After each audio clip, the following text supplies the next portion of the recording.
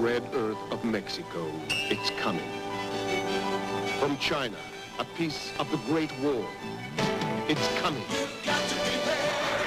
The 1982 World's Fair. From every corner of the earth, it's coming. And it's coming soon. You've got to be there. The Sun Sphere was built for the 1982 World's Fair being held in Knoxville, Tennessee from May 1st to October 31st.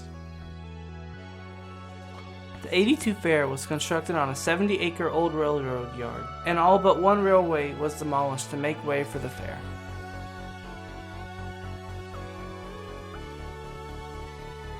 A ticket to the fair was $9.95 for adults and $8.25 for children for one day, and for a 2-day pass, it was $15.95. But if you wanted to, you could buy a 6-month pass for $100.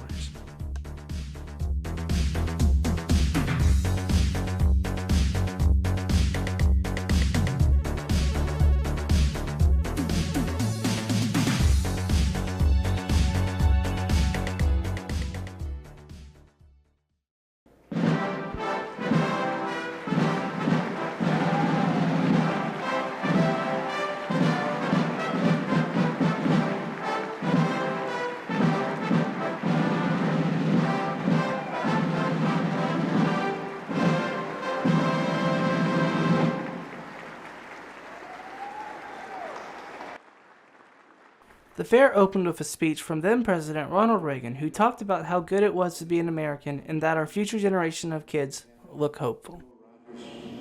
And a very special greeting, not only to you all, but to this remarkable young man here who's on the platform.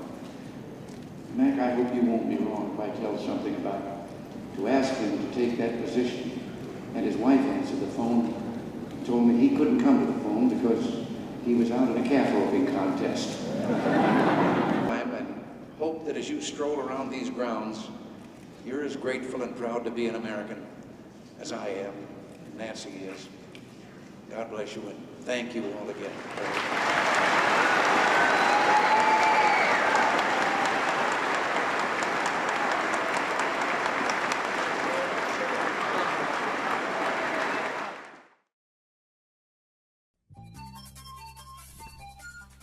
After the fair opened, most people really seemed to like the pavilions and rides there, such as the US Pavilion and the Chinese exhibits, which were among the most popular. The fair had over 22 countries that participated in the event, including Saudi Arabia, South Korea, the United Kingdom, the United States, West Germany, Australia, Belgium, Canada, People's Republic of China, Denmark, Egypt, France, Greece, People's Republic of Hungary, Italy, Japan, Luxembourg, Mexico, the Netherlands, Panama, Peru, and the Philippines. The fair over the next 6 months had a total of 11 million visitors, and barely made back the 46 million that was used to build the fair. The daily activities were open from 10 a.m. to 10 p.m., while everything else was open from 10 a.m. to 12 p.m.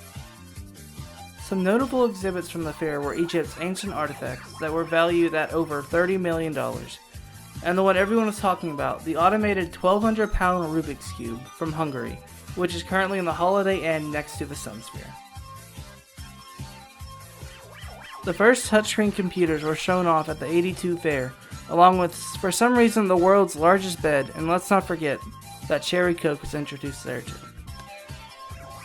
Out of all the exhibits, the Chinese drew the biggest crowds, with pieces of the Great Wall and Chinese art there. This was also the first time the Chinese have ever been in a World's Fair.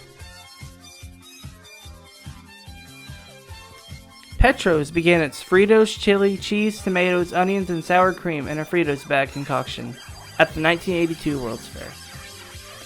The busiest day of the fair was on October 9th, which had 102,842 visitors. But over the next 6 months, the fair had a total of 11 million visitors, but sadly barely made back the 46 million that was used to build the fair.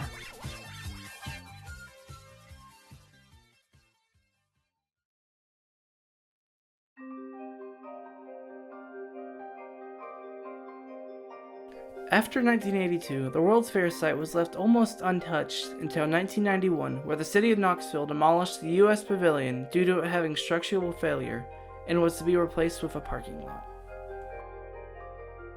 This was only the beginning of the downfall of the World's Fair Park.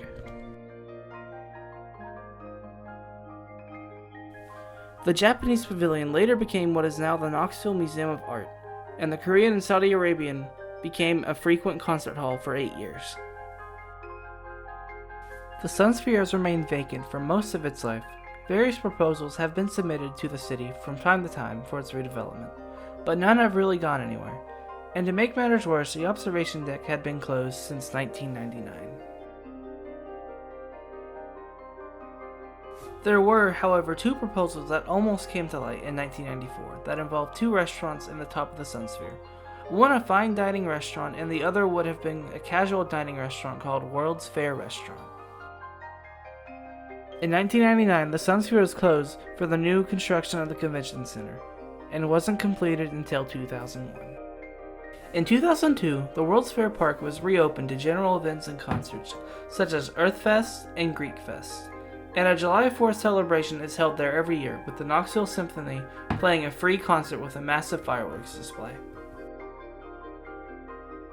The Sunsphere got some tender living care in 2007 to celebrate the 25th anniversary of the fair. The Sunsphere was reopened with a cafe, which later closed, and was replaced with a lounge bar, which also closed. On top of all of this, in 2007, Knoxville officially paid off its $46 million loan from the World's Fair site. The Sunsphere seems to be in a somewhat confused state at the moment, with nothing but the 4th floor observation deck being the only place you can go to. And now here's some footage I shot of what the Sunsphere and the World's Fair Park look like now.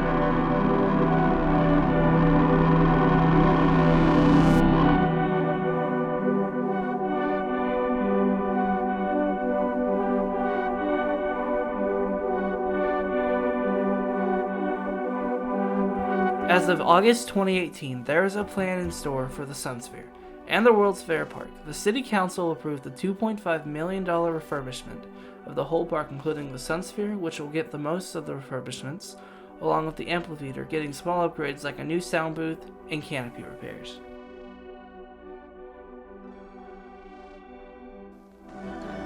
In the end, the World's Fair in 1982 was probably one of the biggest things to happen to Knoxville, as the Sunsphere is now the landmark of Knoxville, and even though nearly nothing is left from the fair, what is left truly is a historic piece of what was a more different and simple time, but still manages to be the staple of Knoxville.